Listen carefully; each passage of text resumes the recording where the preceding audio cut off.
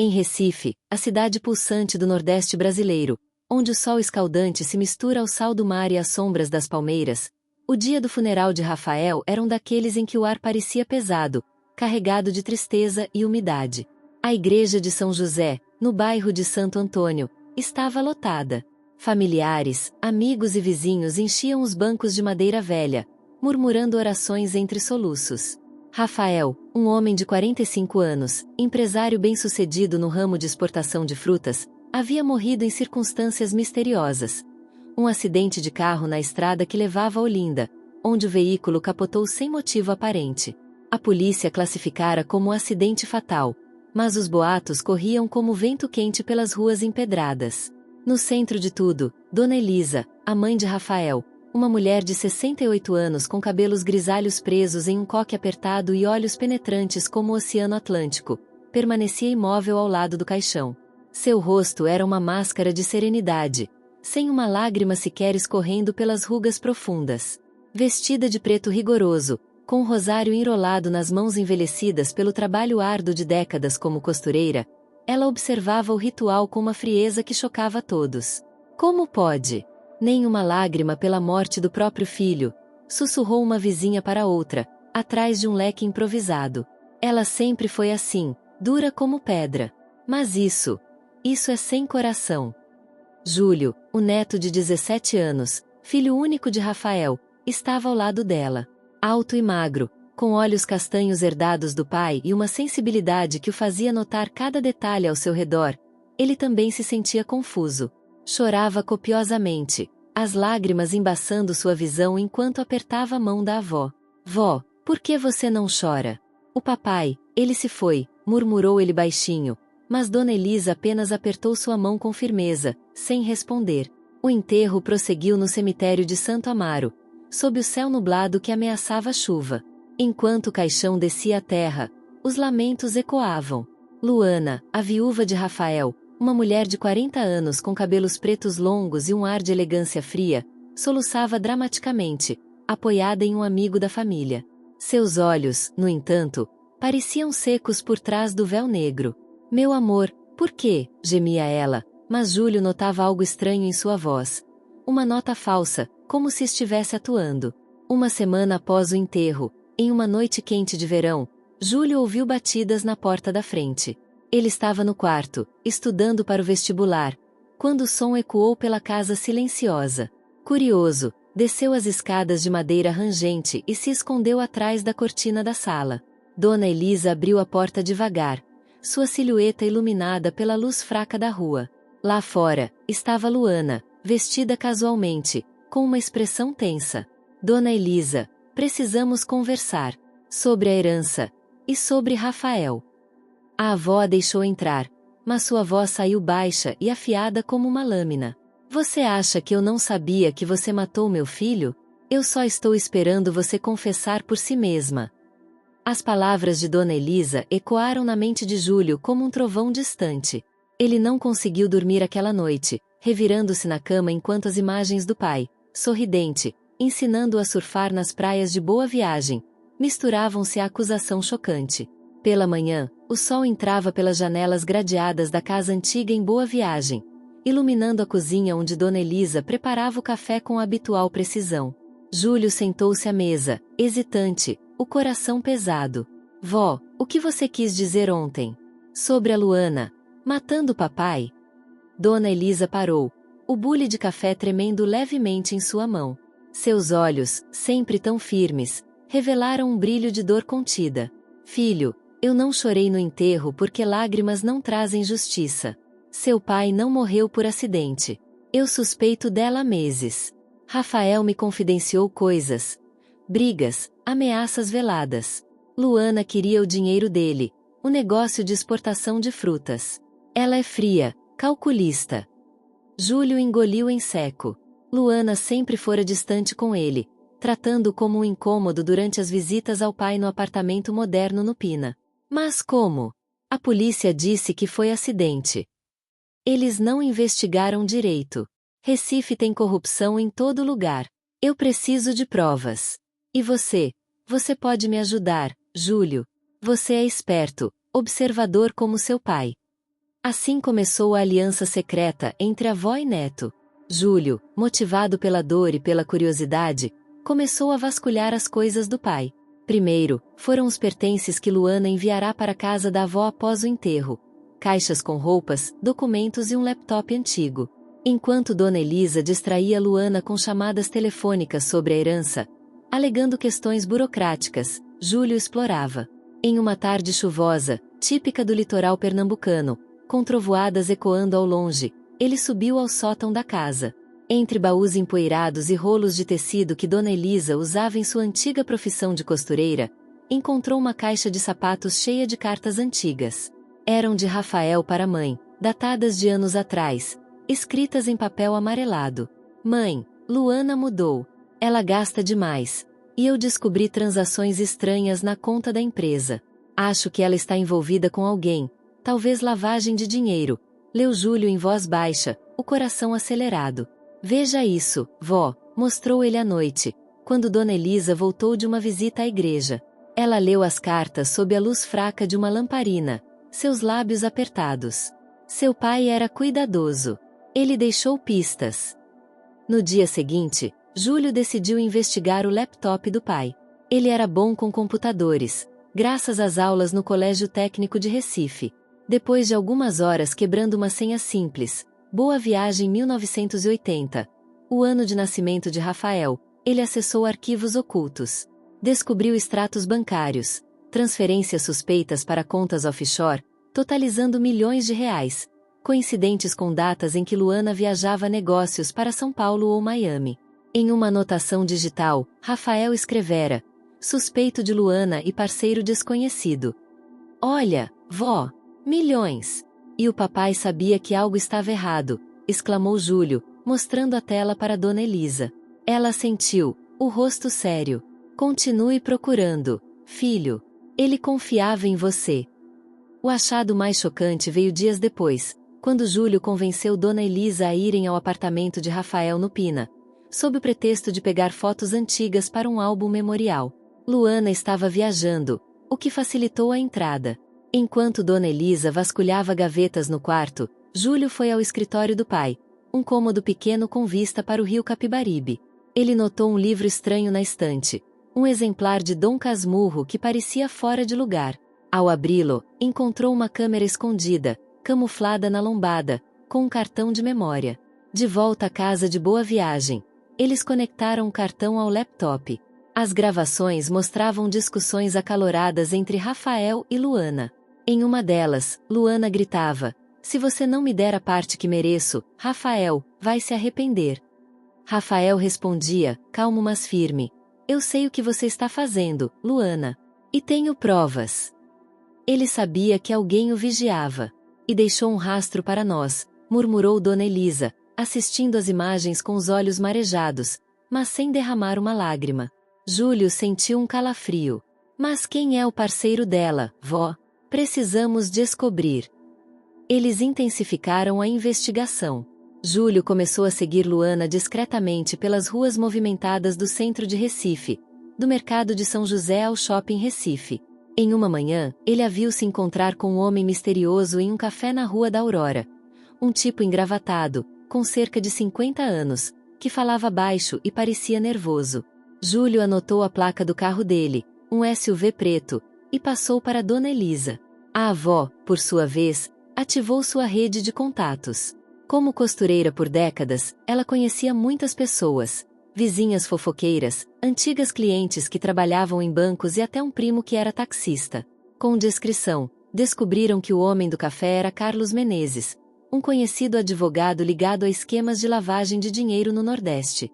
Luana o conheceu através da empresa de Rafael. Eles planejaram roubar seu pai e eliminá-lo se necessário, explicou Dona Elisa, juntando as peças. A tensão crescia. Júlio começou a ter pesadelos, vendo o carro do pai capotando na estrada escura que levava a Olinda. Vó, e se ela descobrir que estamos investigando? Ela não vai. Somos mais espertos. Eu sou mãe, Júlio. Nada me impede de proteger minha família. Eles conseguiram mais uma pista crucial. Um amigo mecânico da família, seu Zé, examinou fotos do laudo policial do carro de Rafael, obtidas por um contato de Dona Elisa no Detran. Os freios foram sabotados. Alguém cortou a linha hidráulica. Não foi acidente, confirmou ele, balançando a cabeça. Júlio e Dona Elisa agora tinham um dossiê. Cartas, extratos bancários, vídeos da câmera escondida. Mas sabiam que precisavam de algo irrefutável para confrontar Luana e levá-la à justiça. Vamos armar uma armadilha, disse Dona Elisa, com um brilho determinado nos olhos. Ela vai confessar. E nós estaremos prontos. Com o dossiê em mãos, Júlio e Dona Elisa sentiam que estavam mais próximos da verdade, mas sabiam que as provas indiretas, cartas, extratos e vídeos da câmera escondida, ainda não eram suficientes para derrubar Luana. Recife, com suas pontes antigas sobre o rio Capibaribe e o burburinho constante das feiras e mercados, servia de cenário perfeito para sua caçada secreta. A cidade, sempre viva com o som do frevo distante e o cheiro de tapioca nas ruas, contrastava com a tensão que pairava sobre a dupla. Uma noite, enquanto vasculhavam um celular antigo de Rafael, recuperado de uma gaveta esquecida no escritório do apartamento no Pina, Júlio encontrou uma pasta oculta de áudios. O celular era um modelo antigo, daqueles com bateria que durava dias, e Rafael o usava como backup para gravações importantes. Vó, olha isso! Gravações do papai. Ele deve ter escondido aqui para segurança. Eles se sentaram na sala de estar da casa em Boa Viagem, com as janelas abertas deixando entrar a brisa salgada do mar. Dona Elisa ajustou os óculos e apertou o play no primeiro arquivo. A voz de Rafael ecoou, grave e preocupada, em uma conversa telefônica com o advogado. Sim, eu suspeito de fraudes na empresa. Preciso proteger meus bens. Mas o áudio seguinte era o golpe de misericórdia. Uma briga feroz gravada secretamente, provavelmente com o celular no bolso de Rafael. A voz de Luana, gelada e ameaçadora, enchia o ar. Se você me denunciar, Rafael, eu acabo com você. Ninguém vai suspeitar de um acidente. Eu cuido disso. Seguida pela resposta assustada de Rafael. Você não ousaria. Eu tenho provas contra você e seu amante. O áudio terminava com um silêncio pesado, interrompido apenas pelo som de uma porta batendo. Dona Elisa apertou o rosário que sempre carregava no bolso. Isso é o que precisamos, Júlio. Ela o ameaçou abertamente. Agora temos evidência direta. Animados, mas cautelosos, eles copiaram os áudios para um pendrive e decidiram ir à polícia no dia seguinte. A Delegacia Central de Recife, no bairro de Santo Amaro, era um prédio cinzento e movimentado, cheio de policiais correndo com pastas e suspeitos algemados. O delegado Santos, um homem corpulento de bigode grisalho e olhos cansados de anos no serviço, os recebeu em uma sala apertada, cheirando a café requentado. Dona Elisa, Júlio, sentem-se. O que os traz aqui? Perguntou ele, folheando um relatório qualquer. Dona Elisa, com a voz firme apesar da idade, explicou tudo. As suspeitas, as cartas, os extratos, os vídeos e, finalmente, o áudio da ameaça. Júlio conectou o pendrive ao computador do delegado e reproduziu a gravação. O som encheu a sala, fazendo Santos franzir a testa. Isso é grave, admitiu ele, coçando o queixo. Mas o caso foi arquivado como acidente. As perícias iniciais não indicaram sabotagem. E Luana é viúva respeitável, com conexões na alta sociedade de Recife. Seu marido era influente no ramo de exportações. Júlio protestou, os punhos cerrados. Mas ouça, ela ameaçou matá-lo. E temos provas de fraudes financeiras. Santos balançou a cabeça, relutante. Essas gravações poderiam ser manipuladas. Precisamos de uma análise forense. E sem mandado, não podemos reabrir o caso baseado só nisso. Voltem com algo mais concreto, como uma testemunha ou evidência física irrefutável. Frustrados, avó e neto saíram da delegacia sob uma chuva torrencial que transformava as ruas de Recife em rios improvisados. Carros buzinavam, vendedores ambulantes corriam para se abrigar, e o céu cinzento espelhava o humor deles. Eles estão comprados, vó. Luana deve ter subornado alguém na polícia ou no judiciário, disse Júlio, apertando o passo. Dona Elisa, molhada mas determinada, respondeu. Então, agiremos sozinhos. Eu a convido para um jantar aqui em casa. Vou confrontá-la com o áudio. Você filma tudo escondido. Se ela confessar, teremos prova inegável. O plano era arriscado, mas genial em sua simplicidade. Júlio instalaria seu celular em um vaso de plantas na sala de jantar, com a câmera apontada para a mesa, gravando em alta definição. Dona Elisa prepararia um jantar típico pernambucano: feijão tropeiro, carne de sol com macaxeira e bolo de rolo de sobremesa, para disfarçar a tensão e fazer Luana se sentir à vontade. Naquela semana, Dona Elisa ligou para Luana, a voz doce como mel. Querida, vamos jantar em casa? Precisamos conversar sobre a herança de Rafael, resolver as pendências. Júlio estará aqui também. Luana aceitou, talvez suspeitando de algo, mas atraída pela menção à herança. Tudo bem, Dona Elisa. Amanhã à noite. No dia marcado, a casa estava impecável. O aroma de comida caseira preenchia o ar, misturando-se ao som distante das ondas do mar. Júlio testou o celular escondido 3 vezes, garantindo que a bateria durasse e o ângulo capturasse tudo. Ele se posicionaria na cozinha, fingindo ajudar, mas pronto para intervir se necessário. Luana chegou pontualmente às 20 horas, elegante em um vestido vermelho que contrastava com o luto recente, os cabelos pretos soltos e um sorriso forçado. Dona Elisa, que cheiro bom! Obrigada pelo convite. Sentaram-se à mesa de madeira antiga, sob o retrato de Rafael na parede, que parecia observar a cena com olhos acusadores. Júlio serviu o jantar, nervoso, mas mantendo a compostura. Conversas leves sobre o clima quente de Recife, o carnaval que se aproximava e memórias de Rafael deram lugar ao confronto quando Dona Elisa, após o prato principal, ligou o laptop escondido sob a mesa e reproduziu o áudio. A voz de Luana ecoou pela sala. Se você me denunciar, Rafael, eu acabo com você. Luana empalideceu, derrubando o garfo com um clangor metálico. Seus olhos se arregalaram, e ela gaguejou. O quê? Como você tem isso? Isso é falso. Dona Elisa, com os olhos fixos na nora, respondeu calmamente. Você achava que eu era velha e cega. Mas eu sou mãe. Eu vejo tudo.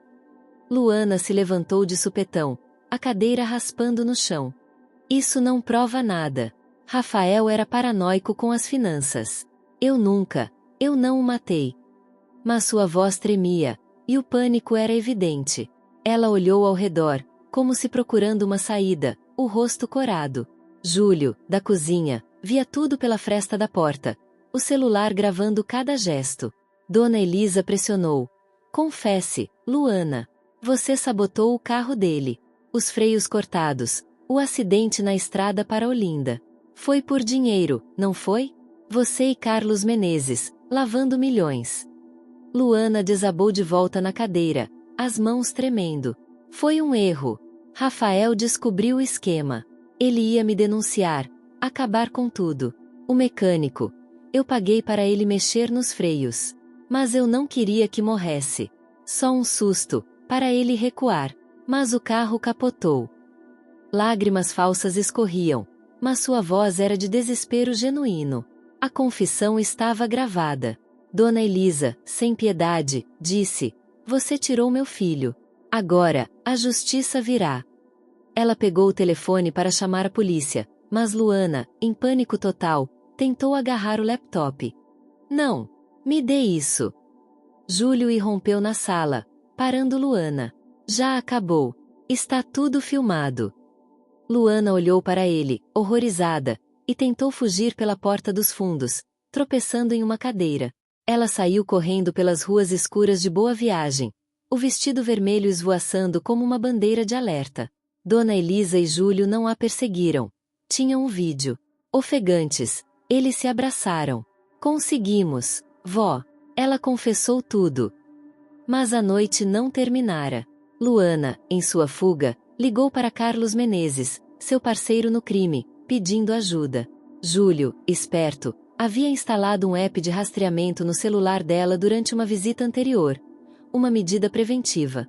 Eles rastrearam-na até um hotel em Olinda, onde ela planejava fugir para o interior. No dia seguinte, com o vídeo em mãos, eles voltaram à delegacia. Dessa vez, o delegado Santos não pôde ignorar. Assistindo à confissão, ele murmurou: Meu Deus, isso muda tudo. Ordenou a prisão imediata de Luana e uma busca por Menezes. A notícia se espalhou como fogo em palha seca pelo Recife. Jornais locais como o Diário de Pernambuco e o Jornal do Comércio publicaram manchetes. Viúva suspeita de assassinar marido em Recife. Gravação chocante revela confissão. Repórteres lotaram a frente da casa de Dona Elisa. Flashes iluminando a varanda colonial. Entrevistas pipocavam. Como você descobriu? Perguntavam a Júlio, que respondia tímido. Foi a avó. Ela planejou tudo. Luana foi localizada no hotel em Olinda, tentando comprar uma passagem para São Paulo. Presa, ela negava veementemente, alegando coação, mas o vídeo era irrefutável. Menezes, o advogado, foi detido em seu escritório no centro de Recife, com documentos incriminadores. Enquanto isso, Júlio e Dona Elisa reuniam mais evidências. O mecânico, pressionado pela polícia reaberta, confessou o suborno. Ela me pagou R$50 mil para cortar os freios. Disse que era só para dar um susto. A perícia reexaminou o carro de Rafael, confirmando a sabotagem. A investigação se estendia para além do assassinato. A empresa de Rafael, de exportação de frutas, revelava um esquema de lavagem de dinheiro envolvendo importadores corruptos. Luana e Menezes haviam desviado milhões, usando contas falsas em paraísos fiscais. Dona Elisa enfrentou os interrogatórios com dignidade inabalável, explicando sua frieza no enterro. Eu não chorei porque sabia que a verdade exigia ação, não lágrimas. Uma mãe protege sua família, custe o que custar. Júlio, agora visto como jovem detetive amador, dava entrevistas para canais de TV como a Globo Nordeste. Eu só ajudei. A avó é a heroína aqui. Mas internamente, ele lutava com as emoções. A perda do pai, a traição de Luana, a descoberta de segredos familiares. Nem tudo era glória. Júlio descobriu, em diários de Rafael, que o pai havia sido alertado por um funcionário da empresa sobre as fraudes de Luana meses antes, mas ignorara por amor cego. Isso doía, humanizando Rafael, mostrando suas fraquezas. Eles visitaram o túmulo de Rafael no cemitério de Santo Amaro, deixando flores frescas, rosas vermelhas, as favoritas dele. Papai, encontramos justiça, sussurrou Júlio, o vento carregando suas palavras. A repercussão continuou, documentários em planejamento, livros sobre o caso. Recife celebrava Dona Elisa como símbolo de resiliência materna, com vizinhos trazendo presentes e histórias semelhantes de injustiças. Mas o perigo não havia passado completamente. Menezes, solto sob fiança, enviou ameaças veladas, forçando Júlio e Dona Elisa a se protegerem com vigilância policial. Eles mudaram rotinas, instalando câmeras na casa, mas a determinação permanecia.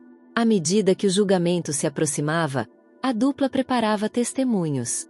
Júlio editava o vídeo para o tribunal, enquanto Dona Elisa rezava na igreja de São José, pedindo força. Recife, com sua mistura de tradição e modernidade, via o caso como um espelho de suas próprias contradições: beleza e corrupção, família e traição. E no centro, Dona Elisa e Júlio, unidos pela perda e pela vitória emergente. A confissão gravada de Luana marcou o início de uma tempestade midiática em Recife. Assim que Júlio finalizou a edição do vídeo, ele e Dona Elisa decidiram agir rápido. Enviar a gravação diretamente para a polícia poderia ser arriscado, dado o ceticismo inicial do delegado Santos. Em vez disso, Júlio, com a astúcia de seus 17 anos, entrou em contato com um jornalista amigo do pai, Marcelo Costa, do Jornal do Comércio. Marcelo era conhecido por reportagens investigativas e já havia trabalhado com Rafael em matérias sobre o mercado de exportação de frutas. Se alguém pode fazer isso explodir, é ele, disse Júlio à avó. Eles se encontraram com Marcelo em um café discreto na Rua do Bom Jesus, no bairro do Recife, onde o cheiro de café misturava-se ao som de um trio de forró tocando ao longe. Sob a sombra de um flamboyant, Júlio entregou um pendrive com o vídeo e um resumo das provas. As cartas de Rafael, os extratos bancários, as gravações da câmera escondida e o áudio da ameaça. Marcelo assistiu ao vídeo no laptop, os olhos arregalados. Isso é dinamite. Vocês têm certeza de que querem tornar isso público? Luana tem conexões poderosas. Dona Elisa, com o rosário nas mãos, respondeu firme: quero justiça para meu filho. Não importa quem ela conheça. A verdade é mais forte. Na manhã seguinte, o Jornal do Comércio publicou uma manchete bombástica. Viúva confessa em vídeo. Assassinato de empresário em Recife não foi acidente. O artigo detalhava a confissão de Luana, mencionando as provas reunidas por Dona Elisa e Júlio. Marcelo, com cuidado ético, manteve o anonimato de Júlio, referindo-se a ele apenas como um jovem da família. Horas depois, o vídeo, editado para proteger a identidade de Dona Elisa, foi vazado para as redes sociais, viralizando no Twitter, Instagram e WhatsApp com hashtags como hashtag Justiça para Rafael e hashtag Dona Elisa Heroína. A reação foi imediata. Canais de TV como a Globo Nordeste e a TV Jornal enviaram equipes para cobrir o caso. Repórteres cercaram a casa de Dona Elisa em Boa Viagem, flashes iluminando a varanda colonial enquanto vizinhos curiosos se aglomeravam na calçada. A história se espalhou para além de Pernambuco. A Folha de São Paulo e o Estadão publicaram matérias, e até portais internacionais, como a BBC Brasil, mencionaram o caso como um exemplo de justiça impulsionada por cidadãos comuns. Luana, escondida no hotel em Olinda, foi localizada pela polícia na mesma noite. Imagens de sua prisão, algemada e escoltada por policiais, rodaram nos telejornais. Ela gritava para as câmeras: "É tudo mentira. Fui manipulada." Mas o vídeo da confissão, agora assistido por milhões, era irrefutável. Carlos Menezes, o advogado ligado ao esquema de lavagem de dinheiro, também foi preso em seu escritório no centro de Recife, após uma busca revelar documentos que o conectavam às contas offshore mencionadas por Rafael. O julgamento preliminar foi marcado no Fórum Rodolfo Aureliano, um prédio imponente no coração de Recife, cercado por palmeiras e o trânsito caótico da Avenida Agamenon Magalhães. A audiência inicial atraiu uma multidão, jornalistas, ativistas, familiares de vítimas de outros crimes clamando por justiça, e até curiosos atraídos pela fama do caso. Dona Elisa e Júlio compareceram, acompanhados por um advogado pro bono, Dr. Almeida, que se ofereceu após ler sobre o caso nos jornais. No tribunal, Luana, agora pálida e com olheiras profundas, sentava-se ao lado de seu advogado, um homem pomposo de São Paulo chamado Doutora Ferreira. A defesa tentou descredibilizar o vídeo, alegando que Dona Elisa coagiu emocionalmente Luana durante o jantar. "Minha cliente estava sob pressão, manipulada por uma sogra vingativa", argumentou Ferreira, apontando para Dona Elisa, que permanecia serena, vestida de preto, como no enterro. O promotor, Doutora Lima, um pernambucano de fala firme, apresentou as evidências com precisão. O áudio da ameaça, o vídeo da confissão, os extratos bancários, a câmera escondida e o depoimento do mecânico, seu Zé, que confessara ter recebido R$50 mil para sabotar os freios do carro de Rafael. Senhoras e senhores do júri, isso não foi um acidente. Foi um assassinato premeditado por ganância. Luana e seu parceiro, Carlos Menezes, desviaram milhões da empresa da vítima e, quando Rafael descobriu, eliminaram-no para proteger o esquema. Júlio foi chamado ao banco de testemunhas. Nervoso, mas com a voz clara, ele relatou como gravou o vídeo e encontrou as provas. "Eu fiz isso pelo meu pai. E pela minha avó, que nunca desistiu." O tribunal ficou em silêncio, exceto por alguns soluços de espectadores emocionados. Quando perguntado por que acreditava na culpa de Luana, ele respondeu: "Porque ela confessou. E porque meu pai deixou pistas para que a verdade viesse à tona." Dona Elisa testemunhou por último. Subiu ao banco com a postura altiva de quem enfrentou décadas de lutas. Olhou diretamente para Luana, que desviou o olhar. "Você tirou meu filho, Luana. Mas não tirou minha força. Eu esperei, observei, e agora a verdade prevalece. Não chorei no enterro porque sabia que justiça exigia mais do que lágrimas." O juiz, impressionado, pediu um intervalo. Do lado de fora, sob o sol escaldante de Recife, Júlio e Dona Elisa esperavam em uma banca de cocô, bebendo água gelada enquanto jornalistas tentavam abordá-los. "Vó, e se o júri não acreditar em nós?" perguntou Júlio, mordendo o canudo. "Dar certo é justiça, filho. O resto é com Deus", respondeu ela, apertando o rosário. Após horas de deliberação, o veredito veio. Luana foi considerada culpada de homicídio qualificado, com pena inicial de 25 anos. Menezes enfrentaria julgamento separado por lavagem de dinheiro e associação criminosa. O tribunal explodiu em aplausos e gritos de justiça. Luana, escoltada para fora, parecia uma sombra de si mesma, o rosto escondido pelas mãos. À saída do fórum, Dona Elisa e Júlio foram cercados pela mídia. Um repórter da Globo perguntou: Dona Elisa, como se sente após a vitória? Ela olhou para a câmera, os olhos finalmente marejados, e disse: livre. Agora posso chorar pelo meu filho. Júlio, abraçando a avó, completou: foi tudo ela. Minha avó não chorou porque sabia que a verdade era mais importante que lágrimas.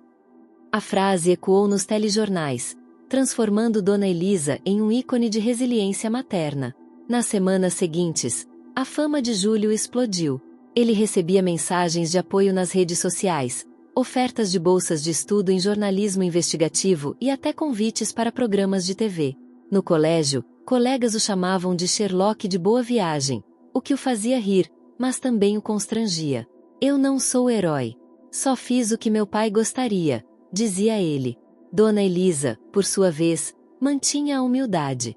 Em uma entrevista ao vivo na TV Jornal, sentada na varanda de casa com o mar ao fundo, ela falou: perdi meu filho, mas ganhei justiça. E tenho meu neto, que é minha força. A imagem dela, com o coque grisalho e o rosário, tornou-se símbolo de determinação. A mídia continuou explorando o caso.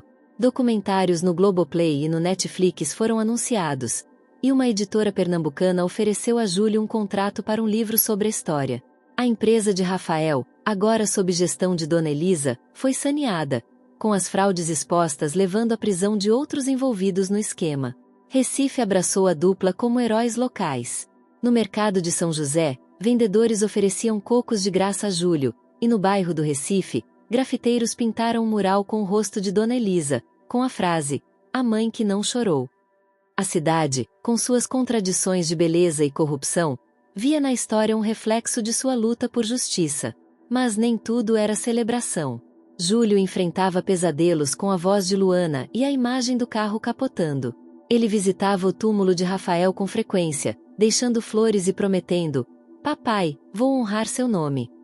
Dona Elisa, por sua vez, rezava na igreja de São José, agradecendo a Deus e pedindo proteção contra possíveis retaliações de aliados de Menezes.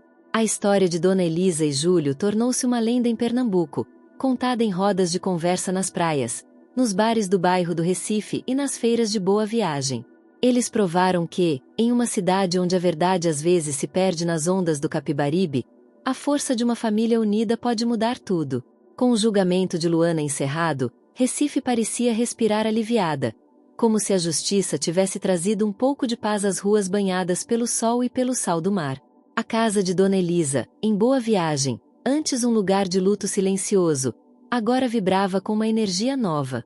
Vizinhos traziam bolos de rolo, flores e abraços, enquanto cartas de admiradores de todo Pernambuco, e até de outros estados, chegavam pelo correio. A história de Dona Elisa e Júlio, a mãe que não chorou e o neto que desvendou um crime, tornará-se uma lenda viva na cidade. Dona Elisa, aos 68 anos, permitiu-se, pela primeira vez em meses, relaxar. Em uma tarde dourada, com o sol se pondo no horizonte do Atlântico, ela sentou-se em um banco de madeira no jardim da casa, com vista para a praia. Em suas mãos, segurava uma fotografia antiga de Rafael, tirada quando ele era criança, correndo pela praia de Piedade com um sorriso radiante. Seus olhos, marcados pelas rugas do tempo e da dor, marejaram, mas um leve sorriso curvou seus lábios. Meu menino, agora você descansa em paz, murmurou ela, o vento levando suas palavras para o mar. Júlio, agora com 18 anos recém-completados, apareceu na varanda com uma garrafa de suco de caju e 2 copos. Alto, com os olhos castanhos do pai brilhando de determinação, ele se sentou ao lado da avó. Vó, você foi incrível. Todo mundo em Recife fala de você. Até no Brasil inteiro.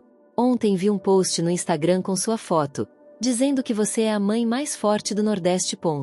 Dona Elisa riu baixinho, um som raro que fez Júlio sorrir. Filho, eu só fiz o que qualquer mãe faria. Perdi meu Rafael, mas lutei por ele. E você? Você me deu forças. O que vem agora, meu neto? Júlio hesitou, olhando para o horizonte onde o céu se misturava ao mar. A experiência dos últimos meses o havia transformado. A dor da perda do pai, a adrenalina da investigação e a vitória no tribunal haviam moldado sua sensibilidade em um propósito maior. Vó, eu quero contar nossa história. Não só a do papai, mas a sua, a nossa. Quero que as pessoas saibam quem você é. Foi assim que nasceu o canal no YouTube, Histórias de Família, com Dona Elisa. Com a ajuda de um amigo do colégio, que entendia de edição de vídeo, Júlio lançou o primeiro episódio, intitulado A Verdade por Trás das Lágrimas.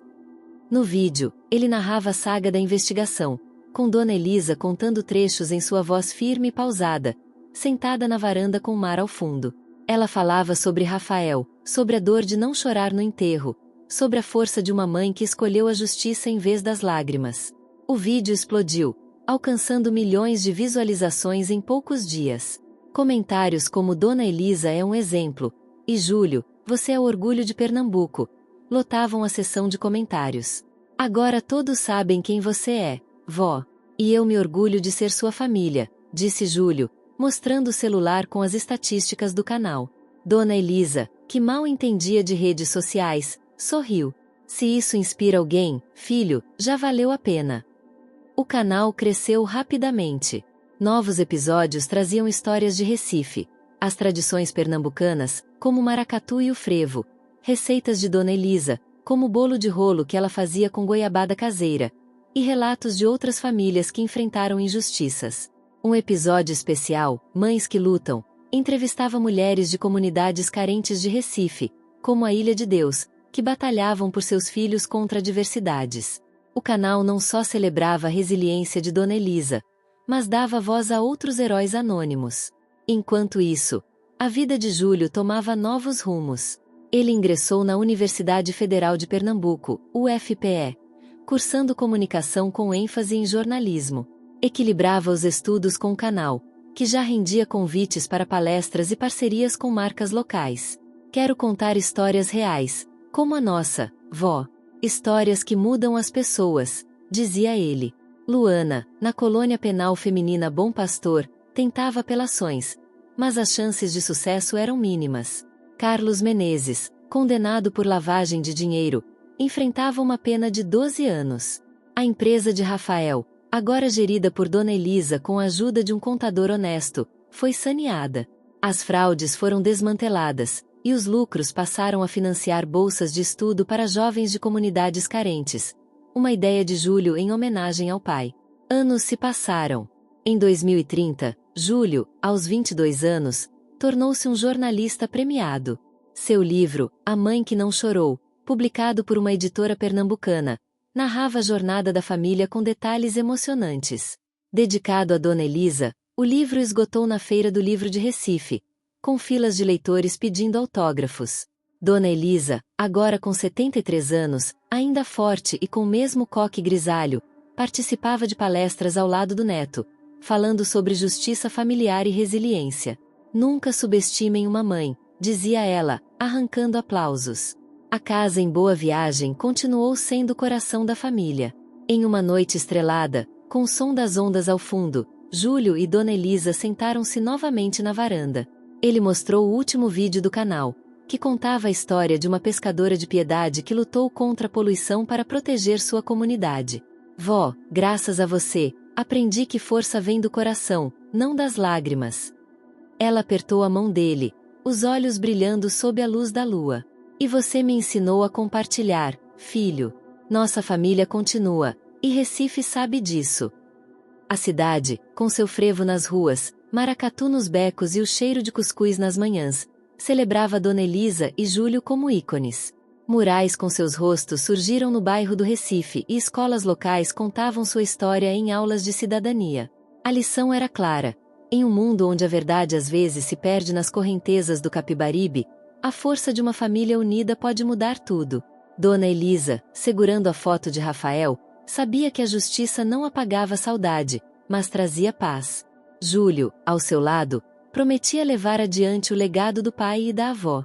Recife, com sua mistura de tradição e luta, abraçava a dupla como símbolo de esperança, provando que, às vezes, não chorar é o maior ato de amor.